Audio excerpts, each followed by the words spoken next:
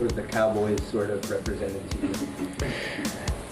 Yeah, I've really not liked the Cowboys since coming out of the womb as a Niner fan.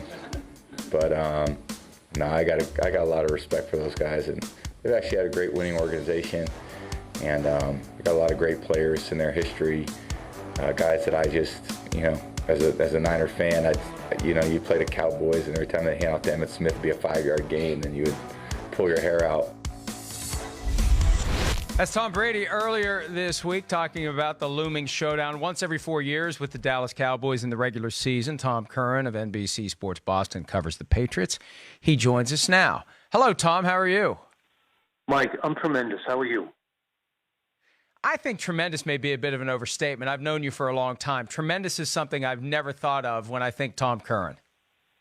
I'm over the moon. Personal best. Couldn't be better. The Patriots can't say the same thing, at least not offensively. They can say it defensively.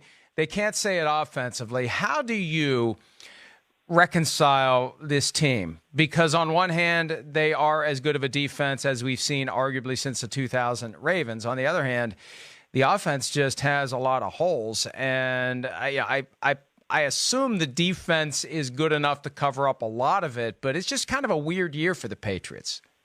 It is a weird year, and, this isn't what they intended with the offense, but they had a lot of swings and misses, and it goes past Antonio Brown. When you look at what they've done over the last couple of years, yes, Danny Amendola and Brandon Cooks left, and there were reasons for that, with high contracts, and Cooks was somebody they wouldn't re-sign. They got some collateral back, but then Gronk retired. They've not done anything at tight end. Even though Gronk has intimated retirement since about 2016, they haven't done anything at tight ends in years except for draft Ryan Izzo. 56 tight ends have come into the league since 2015. The Patriots drafted the 7th-round pick out of Florida State.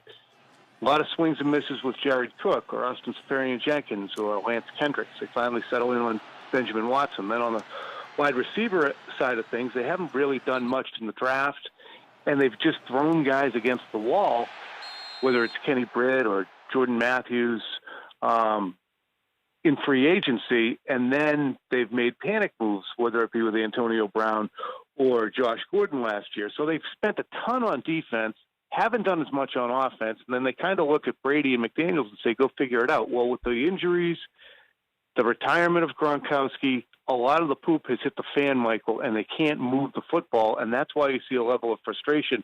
I think outwardly people look at it and say, well, they just flipped the switch last year. They're going to do it this year too, right?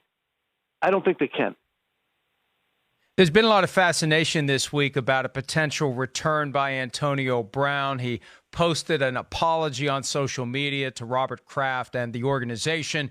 There's a sense of optimism that the league, now that it has interviewed Antonio Brown, will come to the conclusion that he should be cleared and not suspended any further because, as a practical matter, he served a 9-week suspension unpaid while this process is unfolded. Why do we think that this has bubbled up about a possible reunion, and do we think there's any chance whatsoever that the Patriots would welcome back a guy who was only there for a week? It has and we spoke about it for my podcast yesterday, and after that I spoke to someone and they quashed it. It's not going to happen. I had 2 sources tell me that, one earlier in the week, who probably was a little far removed for me to run with, but after I spoke later in the day, it pretty much clinched it. He is not going to be returning to the Patriots. And the reason, Mike, isn't because the apology was insufficient. It has more to do with the fact that when he signed initially with the Patriots, they went through the exercise of, okay, is anything going to bubble up here? We're going to have an issue with anything? And they were told no, mainly because Drew Rosenhaus was under the feeling, I think, that they had it under control. The Brittany Taylor situation was not going to explode on them, yet it did. And the Patriots view that as not necessarily disqualifying for Drew Rosenhaus going forward. He was trying to do what was best, and he thought he had it under control, but he didn't. And that's what's going to possibly happen with Antonio Brown. Patriots don't want that grenade to go off in their hand twice. Went off once. They don't want to put it in their left hand now and have that blown off by having something else emerge. So it's once bitten, twice shy, and the Patriots are not going to be back in the business of Antonio Brown as a result. And that makes a lot of sense, Tom, because when Antonio Brown filed his paperwork in response to the lawsuit that started all of this on September 10, it became abundantly clear that Brown did know about this, did know about the possibility months in advance. So if you ask that broad open-ended question, is there anything we need to know? That is something that the Patriots would have needed to know, because if they had known about it, they probably wouldn't have signed him in the first place. Now, here's the reality. We talked about this on your podcast yesterday.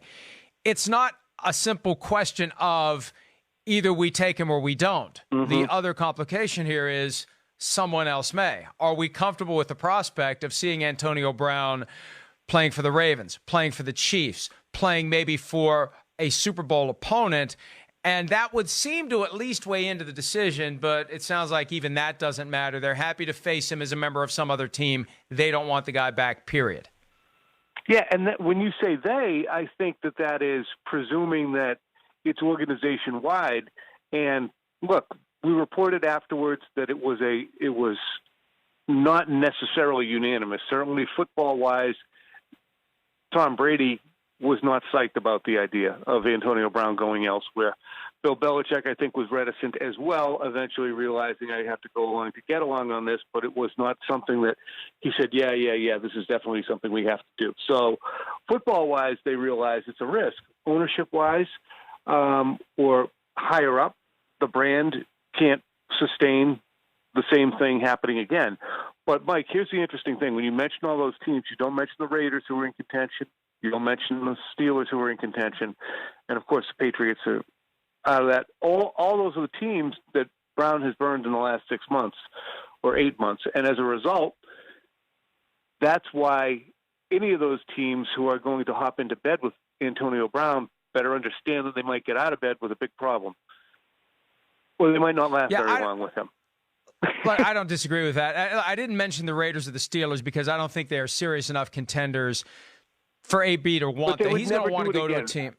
Right, I don't disagree with that. They won't do it again because they get screwed by them. Right. The teams who would be in the market for him have not had the Antonio Brown experience yet.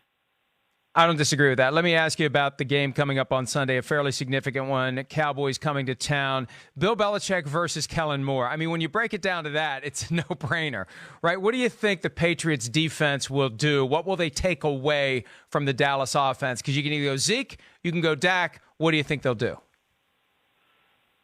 That's the interesting thing. You can do those things, and the Patriots are terrific at it. I would imagine Stephon Gilmore on Amari Cooper is where you start. The issue, to an extent, is the fact that Dallas is so balanced. And the Patriots haven't faced a team with so many different quality players. They have a slot receiver. They have a secondary receiver in Gallup. They have Amari Cooper. They have the ability of Ezekiel Elliott to catch the ball out of the backfield. So they're unique in that. They have Witten, who's still hanging around and doing okay. So, yes, the Patriots have been outstanding. Yes, they are not a paper tiger, but they will be stressed. And this is where it comes back to the offense and complementary football, Mike.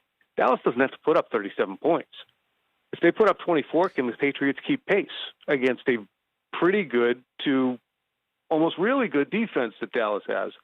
I don't know if they can. I don't know if the Patriots can get over 20 against Dallas. So Dallas doesn't have to light it up on offense and stand in a good position to win the football game. Tom, great stuff as always, pal. We will be talking to you again buddy. soon. Enjoy the game on Sunday and have a great weekend. Thank you, kid.